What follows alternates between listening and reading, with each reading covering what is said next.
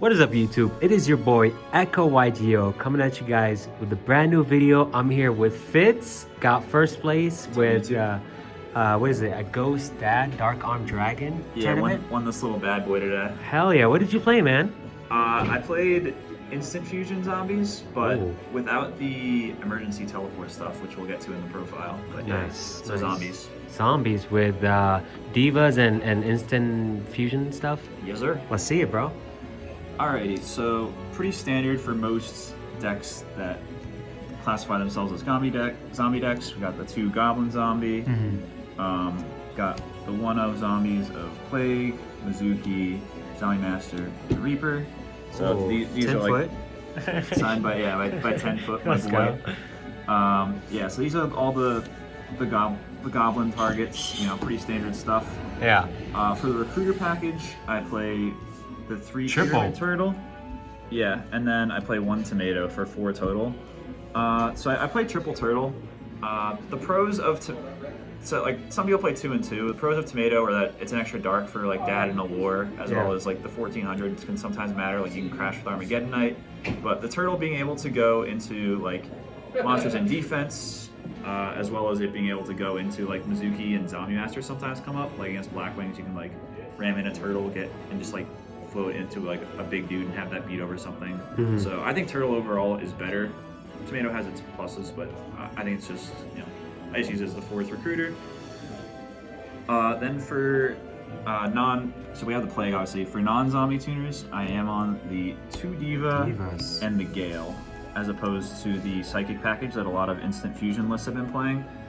I just feel like one of the most unfair things you can do with the deck is the Goblin Zombie Deep Sea Diva combo, where you go into Brio Goyo and you go +1 in the process. If they have something to bounce, then you can go +2 and end on a big board. Like, that's crazy. Having the extra tuner, like, I think it matters a lot. Even if you the emergency teleport, if you can draw it without drawing with tuners, it can be really good. Like, add some speed. But I think the power play, like having access to the Diva, is just like, you know, broken. It's just broken, yeah. So I personally think that it's a bit better to do this. And then Gale is this card put it. It's just a messed up ass card, bro. Dude, this card's broken. Like, yeah, it is. I can't imagine, like, after trying it, I can't imagine not playing it. This card overperforms every time I draw it. Like, zombies are a deck that need 2 cards to do a lot of things. So like the fact that he's a tuner, so you can like, you know, go into synchros or whatever with them. Yeah. But like also just like summon them and beat over dudes is like something that a lot of zombie decks can't usually do. They usually like stall until they like assemble their combo pieces. But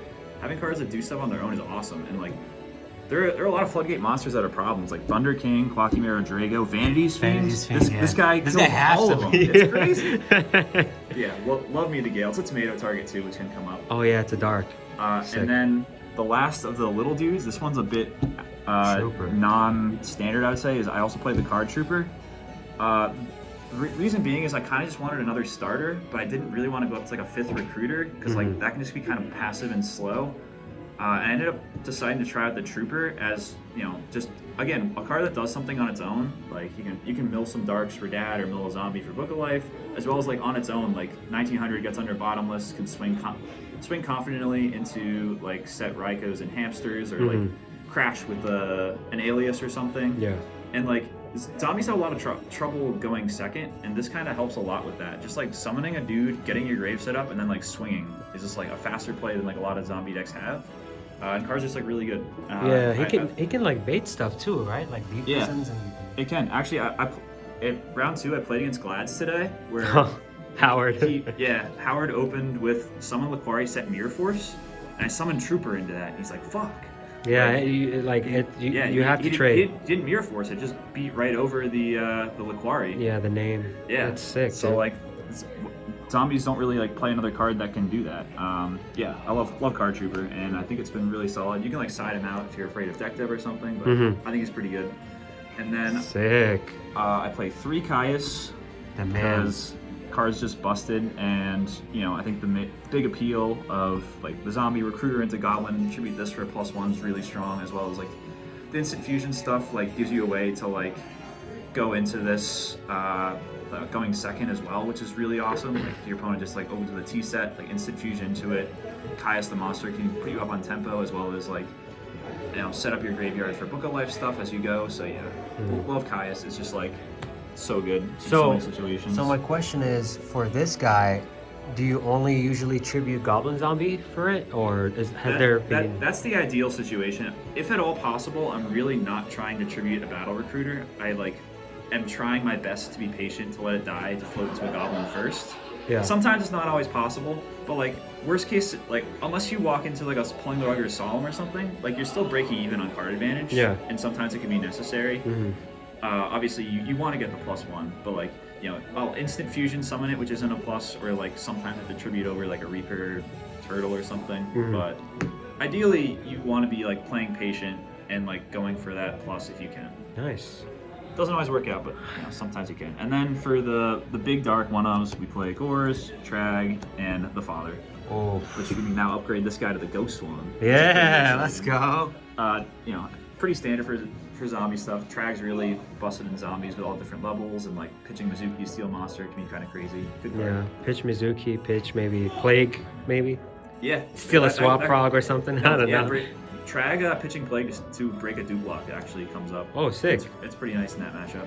And then for the spells, so we play 2 instant and 2 Book of Life. The original topping list was on 3 of each. Oh, that's too much. I think that's too much. I think zombies, like, having too many like cards that rely on each other just kind of like leads to bricking, as well as like that's just so many cards that lose to Royal Oppression. Oh yeah, that card. Because like those builds are playing triple instant, triple Book of Life, and E-Tally. It's just 7 cards that literally do nothing if your opponent flips Royal Oppression or like summons a Vanity's Fiend or something. So I feel like 2 and 2 is like a better like I'll brick on them a bit less, but still have access to them. In testing, I feel like this has proved to be a pretty solid ratio, and I do actually really like.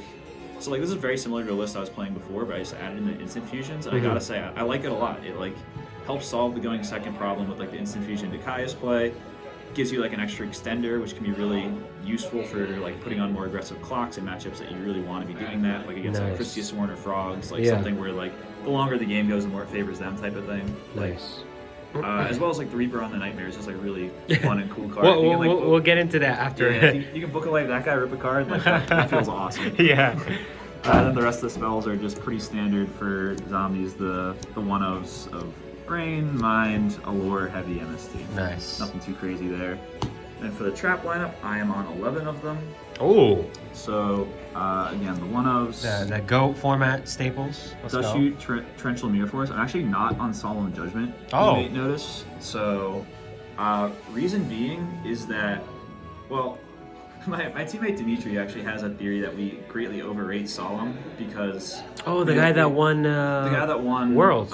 Ribbit Rulers, yeah. Oh, that guy's sick. He won with no Solemn in his value list, and in general preaches that people that pay like the early 4K like don't realize like how many win cons that opens up for their opponent later on in the game. Yeah. Which I can see. I still like Solemn in general, but in this deck when I play Brain Control, the 2 instant fusions which cost 1,000 life points to activate, as well as Gores and Trag, which require you to take battle damage to summon them. Yeah. Like if I'm stuck flipping an early Solemn, there's just so many cards that could end up being dead. Like when I was testing it with Solemn, I did actually have a game where like I died with Gores and instant fusion in my hand. Oh where no! I couldn't activate or summon either, so I ended up cutting it. I think there's decent reason to it. I feel like I haven't really missed it because like life is just super valuable.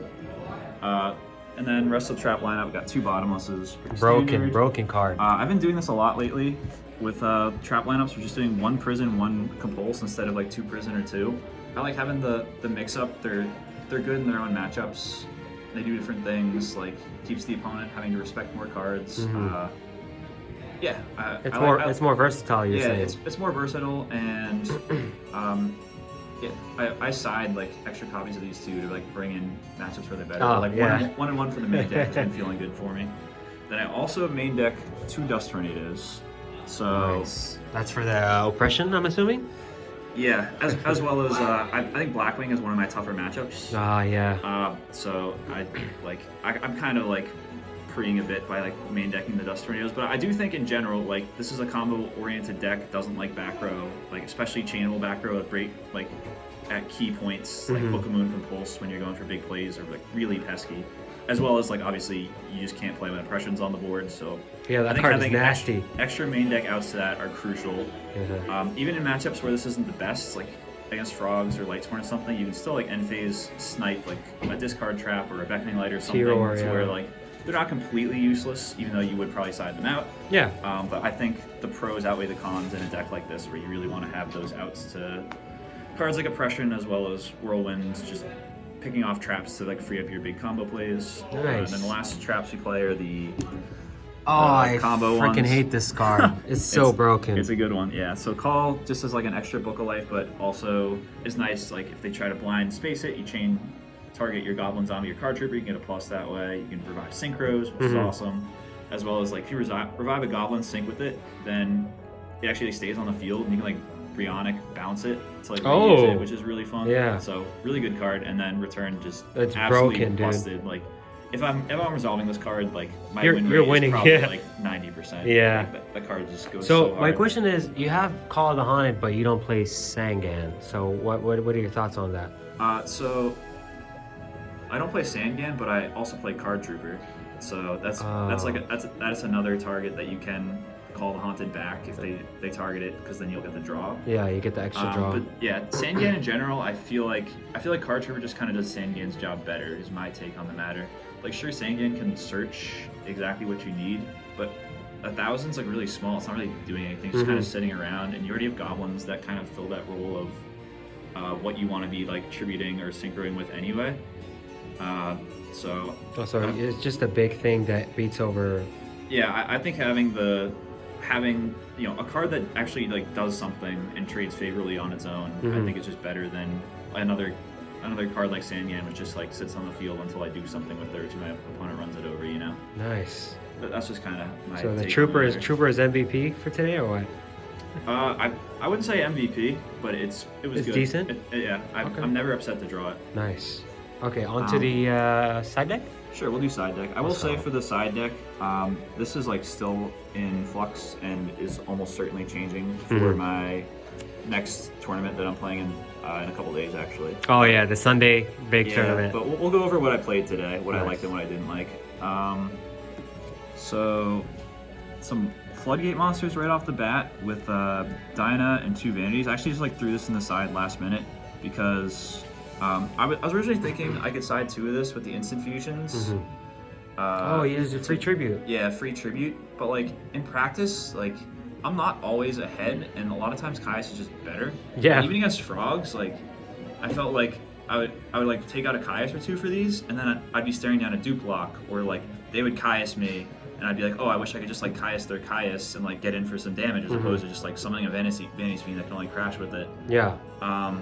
So I feel like moving forward, I'm like Caius is just like too good, and I don't want to go too high on tribute monsters. So I think I'm just gonna do 1 Dinah and 1 Vanities, which I've seen like some value lists do before. Just 1 and 1, huh? Yeah, for just like 2 total Floodgate monsters, which kind of do different things. That's where I lean. I think the second one's coming out. It's like too hard to support like 4 to 5 tribute monsters. Just kind of my take on the matter. I'm not Frogs. I don't have a Treeborn coming back every time. You know? Yeah, it's true. And then for the other monsters, we just decide to DD Crow as well. DD Crow. Yeah. Shout out Crow's Nest. Let's go. Shout out Crow's Nest. Hey. Yeah. Nothing too crazy there. Good in the mirror. Decent against Value or Lightsworn or yeah. So already against Frogs too. Yeah, 'cause you have the Book of Life, so you can. I usually don't side these in against Frogs. It's more so just for like the alt-win stuff with like Norlairs, Dragon Turbo. I might bring in like 1 against Bayou. Probably bring in 2 against Zombies would be the other one. Oh, sick. But yeah, just like flexible card. Yeah, sick card. It's in different spots. And then the only spell I side is 1 Nobleman. So as I mentioned, like Zombies can have a bit of a rough time going second against like Raiko Caius decks, because you just have to set a turtle or something into their set. That can go really badly if they like Raiko pop it, or just like Raiko pop your back row to read for Caius or something. So I added the Nobleman. Let's go, 10 foot. So specifically for those matchups, so I already main decked the Mind Control. So this is basically like a second copy of Mind Control. Is like some way turn 1 I can answer a set monster. Like a Raiko, or well, what else are you expecting? Hamster. It's mainly for Raiko hamster decks. Raiko hamster. You can get cheeky too and bring this in against like recruiter decks if because they're not going to be expecting it. Yeah. So like if you do want to like try to get cheeky and snipe like a set Shining Angel or set Yeah. Turbo or something, you can for that. But yeah, it's mainly just for like Raikou Kai's decks like Vayu Turbo or like Quick Draw or something. Nice. Or no, actually Lightsworn's the big other one. Oh yeah. They set Raikou a lot. Hitting all their Raikous is like really good. Yeah. So yeah. They just start. What that's for. What did they do? They start normaling Jane and pass or some shit, or Yeah, I mean, like getting all of them banished so that's not a name for JD is like really nice. Yeah, that's as well sick. As it stops the mills. You know, Nice. That's a really good interaction. And then for the traps, I've basically been siding triple tripping, pulling the pulling rug. in like all my sides. I will say like maybe because like in general I like playing like flip monsters or recruiter decks, so like having all the frog hate is really good, and like I always just kind of felt pulling the rug is like my favorite way to. Card's broken, dude. Yeah, to just deal with the monarchs. I will say my frog matchup in testing has been like really good with this deck. Surprisingly, I wouldn't have expected it, but like the added pressure of like instant fusion and Book of Life just kind of puts that deck on the back foot. Yeah. Which I'm not really used to. I'm usually used to playing decks that have like difficult matchups into frogs, but lately I've been beating them a lot to the point where I'm like maybe I could use the third rug on a different side deck slot for something else, but I don't know. Rug's just really good. It's good against like Diva Hero and Machina too if you run into it. But, Machina for the gear frame, right? yeah, for gear frame. If they're playing like the gear frame plus Caius builds, you can snipe those as well. But, Yeah. Good card. Nice. So these are all the side cards, or we have more? Oh no, we have a few more. Oh okay, let's see it. And then as I mentioned, I side an extra Compulse and extra D Prison. You know, there are different matchups that they're really good. This against Diva Hero, Zombies, and Vayu. This is really good, having that chainable interaction to stop synchro plays and absent zeros and all that stuff. Prison, really good against Blackwings, as well as, like, I bring this in a lot just because there are a lot of scary monsters for me post-board. Like, I've seen Hero Beat side, like, Banisher of the Radiance before. Holy shit. Which can just, like, banish all my recruiters. Vanity Fiend, obviously really scary. This deck can't really play when that's on the field. Yeah. Even hitting a Fossil Dyna feels good. Thunder King. As well as it's like really good against Blackwings in general. But yeah, I'm trying not to get caught with my pants down too much with this deck, so like it can be a bit fragile, like running into those hate cards. So, like having the Dust Tornadoes, having the Prisons, it's just kind of like answer it, make sure you can play the game. I think it's really good. Yeah, true. And then we also side Mind Crush. This is mostly for Dragon Turbo. Actually, I think that's like the best card you can have against Dragon Turbo, honestly. So since you were a dragon player, what would you usually mind crush? So like blindly, let's say like you're in a tough situation, you're like, shit, I gotta call something. Well, against Dragon Turbo specifically, they like telegraph their plays basically, or like if they activate Future Fusion, search all the blue eyes, you could like Mind Crush there, discard them all so they can't trade in. I like to save it for like when they're clearly going for an OTK push. So like if they start with like Trinator Heavy, you can just like blind call the Red Eyes Darkest Metal Dragon to like shut off their plays. Or like if they don't have it but they go like instant fusion, like summon the Darkfire Dragon, you're like, well, this is clearly for a Red Eyes play. Let me just like call that real quick. Okay. So yeah, I feel like having something that it's kind of like your emergency button after they've like drawn a bunch. But this is like the one card that can kind of save you from those losing game states against them. Nice. But it's also good in some other matchups too. I like it a lot versus Lightsworn or Christia Sworn, because after they Beckoning Light, you can snipe the boss monsters, or like if they're telegraphing an Honest sometimes, or if they just like summon the Honest, bounce it back. Sometimes you can snipe those as well, put them in really tough spots. Nice. So that's the other matchup I really like it. Mind Crush broken. Yeah, some extra back row hate in Dust Tornado, and then Trap Stun. Yeah, Trap Stun was something I just tried tonight.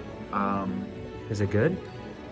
I did draw it once against Blackwings, but it didn't matter because he didn't have any back row. I was just able to OTK him. Didn't even need the Trap Stun, but if he did, would have been pretty Trap cool. Stun is there, yeah, nice. Yeah, it's mainly just for like Blackwings and Vayu. Blackwings, you can chain it to Icarus. It's really nice. But the big thing is they always side Deck Devastation Virus, which can be really troublesome. Like clearing my recruiters as well as giving them full knowledge. Like if I can trap stun that card specifically, that's just like a huge swing in my favor. So you're beating off a monster to do it, so you go plus. I felt like three dust, MST, and heavy was already a lot of back row hate, but I still felt like against those like trap heavy decks, I need a little more. So I decided to try out the trap stun. Like I said, I just threw this in today. I don't have a strong opinion on it, but like that's kind of the thinking, is just something that can blank multiple back row, but also like deal with like deck Debbie. Is what we're going for there. The normal last card is Starlight Road. Usually just have one in all my side decks too, with like Light Sworn or Black Wings, or against Glads today. Actually resolved this card and it won the game. Oh. So like it's one of those things where like you draw it, it doesn't do anything, you feel like an idiot. You draw it and it wins you the game, and you feel like a genius. Yeah. But today was a good Starlight day. Nice. Let's go. And last but not least, we have the extra deck, which is really, really tight in the Instant Fusion Zombie variants, because you have to play the Instant Fusion targets. So I play Darkfire, Musician King, and Reaper on the Nightmare. So it's a 4, a 5, and another 5. Yeah, it's 4 and 2 5s. The reason you play this is because it's a spellcaster, so Plague or Diva plus this makes Arcanite Magician. Oh. So that's the only reason, really. Okay. Is because, you know, make Arcanite pop 2 and then like continue can be like really good. And then 4 because, you know, that's the next best level. You can go with your 6s and your 8s off of it. Yeah. You know, if you like have Diva, you can go into a 6 and an 8, or just like something that comes up with this and Diva a lot is if you clear the back row and your opponent has a monster, you can go Darkfire, summon a Diva, make Yugioh with this thing. Oh. Steal their monster, and then use the extra Diva to synchro with what you stole. But yeah, those are kind of things. And this is the one you make if you just like are trading for Kaias, because you can book a life it back, and then it's like it's a zombie, yeah. Yeah, it has the full effect where it's a Spirit Reaper where it can't be destroyed by battle and can attack directly and discard cards. So it's kind of crazy when it actually comes back. Nice. And then for the synchros, it's really tight. I don't play Armory Arm because I don't have any I don't have any way to make it in the main deck. It'd only be for like a Mind Control level 2 or something, which can come up, but space is super tight. I just play the Catastor for the 5, the 6s. I play the culprits. I play the 2 zombie ones of Hades and Doomkaiser. I saw you play this today. How was this card? I was against Quick Draw round 1, and he was playing like the Joshua Schmidt like hero version, but he randomly played Plague. So, and I was able to summon a Zombie Master when I had no zombies in grade, but like steal his own Plague, go into this, and like make I think I made a Colossal. Eventually, but it was a Colossal into a Gores, and he couldn't out it. The Colossal just like beat over the Gores. It's too big. So like it was pretty decent there. It's niche. I could see cutting it because like space is too tight. I do kind of want some other stuff in here, but when it's good, it's really good. So like I don't know. The generic 6s of Yugioh. The broken ones, obviously the Yugioh Brio, and then I play this guy. This guy could be Urquiza's. Oh, that Piercer. The Piercer, which can come up. It's like I'm torn. Like I'm not necessarily married to this. I could see going with the Urquiza. I think you definitely need another generic 6. Like you make 6s a ton with the deck. This one can like beat over Stardust, Absolute Zero, Monarch, which is why I think it's the best. I could see Urquiza's damage coming up as well. I don't know. It's a tough call. Like I usually see that card on the field when people are just trying to pivot to like a level 8 quick. Yeah, but you could use Urquiza's for the same role of laddering up. But yeah, it's usually only after you've already made your Yugioh, or you just want to like ladder up, or like maybe you want to make something that's not either of these into a potential bottomless or something, so you don't lose your actual access to your actual like broken ones later on. But tough to say what the best one for that slot is. I think for 7s, play the Black Rose, and then like I mentioned, I'll also play the Arcanite Magician, so you can make it with the Musician King and Plague or Diva. This card's really busted. Yeah, it's good. It's two free pops, right? Yeah, it can be kind of like tough to actually get into game states, because like it's really risky into back row, because you do have to use 2 cards to make it. So if you hit with a Compulse or Wing Blast or something, then you're not feeling the best. But you know, having access to just like generic popping is really good. And it's a 7 too, so there's not that many level 7s there's really not that are decent. Another thing is a lot of the Instant Fusion zombie lists for playing X-Saver Urbellum, the level 7 dude that can stack a 2200 attack and can put a card from your opponent's hand on top of the deck. I do like kind of want to make room for that, but I don't know what I would really cut. Like, it can come up against like frogs or something, or like I guess Christie's Sworn Dragon Turbo or other ones where like having access to that could really be necessary. I haven't really played it much against it, so I've never felt like I needed it yet, but I could see it coming up. Nice. If I did play it, I think it would be cutting the Thought Ruler for it. Oh. So we're into the 8s now. Yeah. But I do really like Thought Ruler too. Like, he's a cool guy. yeah, the life gain can be really good. So you're paying life points to activate your instant fusions and whatnot, as well as like not dying to brain control. Like, I don't know. I think it's really good. It's like, Yeah, he's sick. He's sick. I wish I could play like a 20 card extra deck. Oh, that would be broken, dude. It'd be nice. But then for the other ones, I That's would the never generic. would never cut any of these. Stardust, Colossal, or Dark End. Nice. So And that's the profile. nice. Thank you guys so much for watching. It's been Fitz, echo-YGO. I'm gonna put his channel in the top description. Go ahead and sub. Shout out to Crow's Nest, all the homies. I'll see you guys in a bit. Thank you. Let's go.